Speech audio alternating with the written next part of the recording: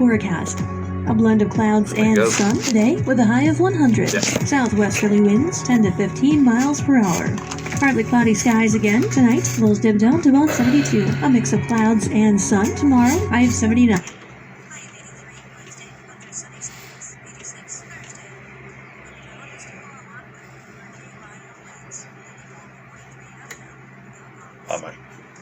Thanks, Laura. Currently 73 degrees in downtown Comanche under clear blue skies, and 8:30 now. Time for Coffee Talk, brought to you by the Comanche Chamber of Commerce and Agriculture. Check them out at #Explore Comanche, Texas. As we say good morning and welcome into the studio, Cynthia Newton with Hope Counseling. How are we doing, Cynthia? I am doing wonderful. It's another Monday. What are you doing over there? What are you looking at? I'm trying to figure out how to do this, but this is like, when your secretary's out sick, you have to do everything and you don't know how to do it. Yeah, you don't know what you got till it's gone. I don't know anything about technology. It's really kind of scary. I really need to take a class or something. I don't either. we were talking last week about the little dumplings dating and having some trouble. We were, and I wanted to talk this week a little bit more about how to talk to your teenagers. Oh, okay. Everybody's like, I have a teenager. You can't talk to him. That's a class, too. There ought to be a class for that, too, right? There should be a class on it. You're right. So I wanted to talk. Everybody has their teenager that goes through that phase that they're not going to talk. They don't want to open up. They don't want to communicate with you. And it's like, I just want my child back. How do I communicate with them? So we're going to talk a little bit about how to do that. Okay. And you may agree with me and you may not. I know that this is stuff that I've pulled from research. You know me, I love research. Right. So it's not like I'm just shooting out the hip going, this is my opinion, because I am pulling stuff from research that's been shown to work effectively. But again, it doesn't necessarily mean that every kid will respond to this. It's not a one-size-fits-all deal. Nothing is. Sure. Especially with those kids. That's true. So I've got 8 ideas here that first are going to kind of help you get your child to open up a little bit, all right? First, you got to let them be the smartest person in the room for a change. That's hard. But they do know everything. They know everything. Yeah. They know absolutely everything. So they need to know that you're gonna be accepting of their thoughts about everything and anything. So even though you may not agree with what they have to say, you got to be let them have that floor occasionally and let them open up and talk. Step off of that pedestal of parental perfection, guys. I mean, you're not going to be perfect every time, but you don't know it all. We know that they don't know it all, but we have to let them think that we think that they know it all. Does that make sense? Yeah, a little reverse psychology is what it sounds like. Totally is what it is. Yeah. Limit the lectures. I mean, how many times do you find yourself lecturing your kids, your teenagers? Like every time you turn around, well, you need to do this, or you can do this better, or you can play sports better, or you can do better grades, or you can help more around the house. I mean, limit the lectures. If every single time you talk to your teenagers, it's a lecture, guess what? They're going to shut down. Yeah, you built some walls there. Yeah, absolutely. So don't, every time you talk to them, hit them up with an endless to-do list, or every time they walk in the door, don't just start hitting them with everything. Prioritize your questions. Limit your lectures. Enter into casual conversations with them and just talk about their day, talk about what they learned today, or talk about, hey, how was sports? What did you learn from coach today? Or, just talk to them about casual things, and then just hit them up with the things later about the things they need to do. But, really limit those to-do lists immediately. Limit the lectures and try to find time for just casual conversation. Pick your battles. I don't know how many times I've heard that and how many times I've said that and how many times I've had to remind myself of that with my children. Easier said than done. It is. It's very easy because as a parent, you want all these things perfect. You want your house to be constantly clean. I'm laughing. That's impossible, right. Especially with boys. Oh, man. Right? So, they're pulling away to develop their own identity. That too. Yeah, no kidding. So, you got to realize that our opinions and thoughts don't hold the same value in their eyes anymore. So, pick your battles. Rather than fight them every step of the way, loosen your grip, let them win a few battles. They need to view you as a partner and not a dictator, okay? Remember that. I mean, and that's not saying you have to be that parent that's a friend, because we know that's not healthy either. Sure. But they need to see that you're not always just dictating to them. They need to see that there is an open relationship there. Because if they see you as that dictator, guess what? When they have something going on that they really need to talk to you about, they're not going to come to you. Yep. You will be the last person. You're going to be the last person that finds out. Yep. Ask open-ended questions. I said that. I kind of gave you some examples a few minutes ago, but vocabulary consists with these kids of only a handful of things. I don't know. I guess so. There's nothing to eat. I mean, how many times have we all heard those? Yeah. So you don't want to do yes or no questions because that's just giving them a way out. Engage with them. Once you get them talking, give them things that they can open up on in their terms. But you've got to remember, you can't judge them. You can't criticize, and you can't pile on a boatload of questions. So ask open-ended questions so that there is more than a yes or a no answer, but don't slam them with 20 questions. Okay, we're not playing a game here. If you can get them to talk, and answer just a couple of questions from you each day, you're making progress. Trust me, because there's going to get to that point that you don't have to ask them the questions, and they're just going to come and say, "Hey, Mom, hey, Dad, guess what? This is what happened today at school," and that'll be the best day of your life. When they actually are able to come to you and confide in you in a way that you have been working on, and it will happen. Privacy. How do we deal with that with a teen? You're like, okay, helicopter mom here, I want to make sure that, that they're doing everything they're supposed to be doing. However, they do have that need for privacy. So the reason most teenagers avoid telling their parents anything is the fear that the parents are going to learn different things, that they're going to share the world with their parents, that, hey, I'm their parents, or they're going to go tell everybody else about it, that their parents won't always agree with their decisions. So think about these things. Things will go into a full-blown argument. You've got to remember that if they're talking to you, you got to take that as, okay, I don't need to go tell everybody about all this stuff, okay? They're going to come tell you, as long as you leave that door open. Cut your kids some slack. When they choose to keep you out of it, unless it's something that you suspect is dangerous, there may be a reason. Just give them that little bit of slack. But again, always be aware. We've talked about signs and symptoms of things that might be happening where, hey, there may be something more going on with your kid. Be aware. When they do share things with you, be non-judgmental. Even if you have to bite your lip, bite your tongue, even if your mouth is bleeding. I mean, just be aware that sometimes you just need to give them that little bit of slack. Go for a drive. Leave the cell phones at home. Yeah, I said that. Luck. Leave the cell phones at home. Or best, go to an area that there's no cell service. That's even better. Anyway, and just drive.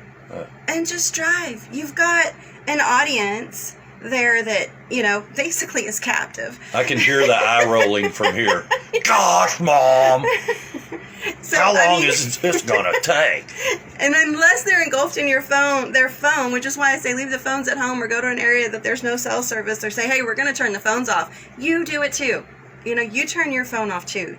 Give them that moment. Give them the time to show that, hey, I'm willing to be free of distractions. I want you to too. Right. When you're in that car going for a drive, you'd be surprised at the things that kids will open up and talk about. Throw some fun into the mix. Kids, adults, we're doing so much more than we were 20, 30 years ago. I mean, our lives are busy. Busy. You gotta have time for fun. This weekend, my kids and I, we went fishing. Okay, yeah. Good. Okay, and so Did they take their phones with them? No, we went to an area there's no cell service. There you go. Awesome. Good call.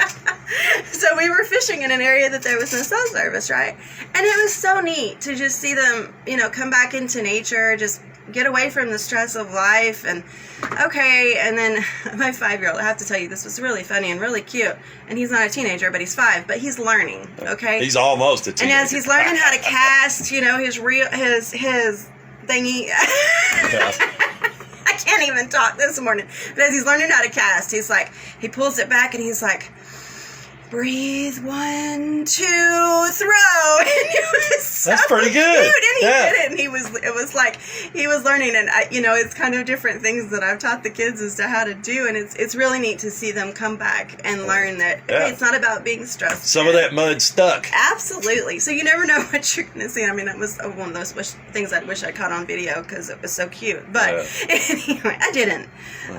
So just take time to unwind. It doesn't take much. Go to a museum. There's museums all over the place. Even out here in rural America, guys, Dublin has 5 museums? I think. Well. 5 or 6, I don't know. I mean, there's museums everywhere. Now here's the next one. Treat them like an adult. You're like, wait a minute. What? Nope, they're not an adult. Don't treat them like an adult. But, so, that's kind of hard. Kids have to make tough decisions. You gotta let them make some of those decisions on their own, okay? Because if you don't let them make those decisions as a teenager, and you make all their decisions for them, as an adult, they're gonna have a harder time making decisions and having to learn from the consequences of bad decisions. At least when they're out under your roof, if they make a tough decision and it turns out to, hey, not be the best thing, you're there to say, okay, now why do you think this didn't work out? Now, be careful. I'm not sitting here saying, tell your kid to go make a tough decision that might turn out to be detrimental or put them in jail or something like that. So just be aware of what I'm talking about. But, those tough decisions about life, sometimes, the better equipped they are as they're a teenager, the more they're going to be able to advance as an adult. So just remember that. Timing. You're not going to be able to talk to a kid when, a teenager, when they're hungry. You're not going to be able to talk to a teenager when they're hormonal.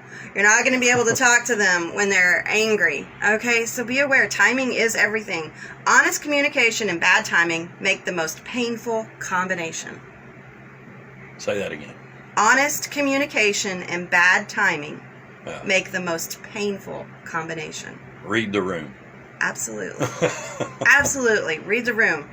So even though you've been dying to talk to them and you finally have your thoughts in order, that doesn't mean that they're ready. And this can apply for marriages too, guys. Sure. Relationships, whatever. Read that room. Be aware. You got to make sure that you know the best time to have these conversations. Don't walk into that snake pit. Just be aware. Make sure that they're relaxed, calm. Make sure the phone's put away. Seems to be a common theme, doesn't it? Yeah, technology today. So, anyway, we've got so much going on today. Last week I talked a lot about dating and some scary things with dating as teenagers, and I have kind of a checklist of things. Like, y'all have to realize, in my home currently, I have 3 boys. I have other children mostly boys. Somebody's paying for their raising. I'm just telling you that right now. Oh, the girls are going to get involved soon enough.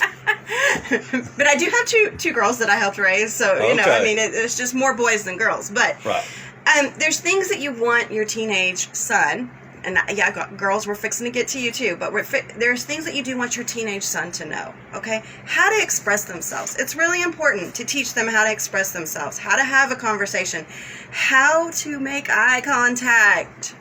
You're not going to do that through a cell phone, okay? Mm-hmm. Kids these days do not know how to sit down and have a conversation. It's all through texting. They don't know how to make eye contact with people. When you're talking to your child, you make sure that, hey, look at me. Not anywhere else, look at me.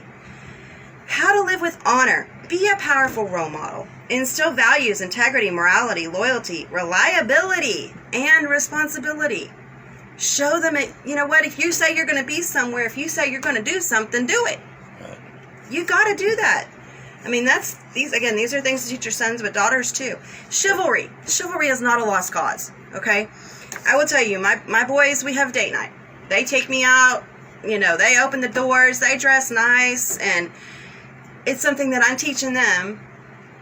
It was really funny because Valentine's Day last year, they all took me out, and they all dressed nice, and I think my car smelled with 3 different types of men's cologne, and I could barely breathe, but that's okay. They opened doors. They paid for the meal. It was like they had flowers. That's awesome. They did really well, and I didn't even have to tell them everything that they needed to do. So they're learning. Sure. Chivalry is not lost. I mean, you teach your sons to be the husbands that you want, the fathers that they deserve. I mean, all these things. You teach them manners. It's very important. Yes, ma'am. No, ma'am. Yes, sir. No, sir. All these things. Okay, how to be his own man. Okay, teach your son to follow his own passions, values, and beliefs, regardless of what his friends are doing. Teach him to be independent. Teach him to be his own man. Teach him right from wrong. The guidelines of sexual consent. Guys, this is very, very important. Teach your sons now what it means when a girl says no. Teach them what that guideline is. Because you don't want your son getting in a situation that they're the cause of somebody saying rape, or they're the cause of hurting somebody because they don't know where that line is. Teach them how to do basic household chores, basic cooking skills. They need to learn how to clean a toilet.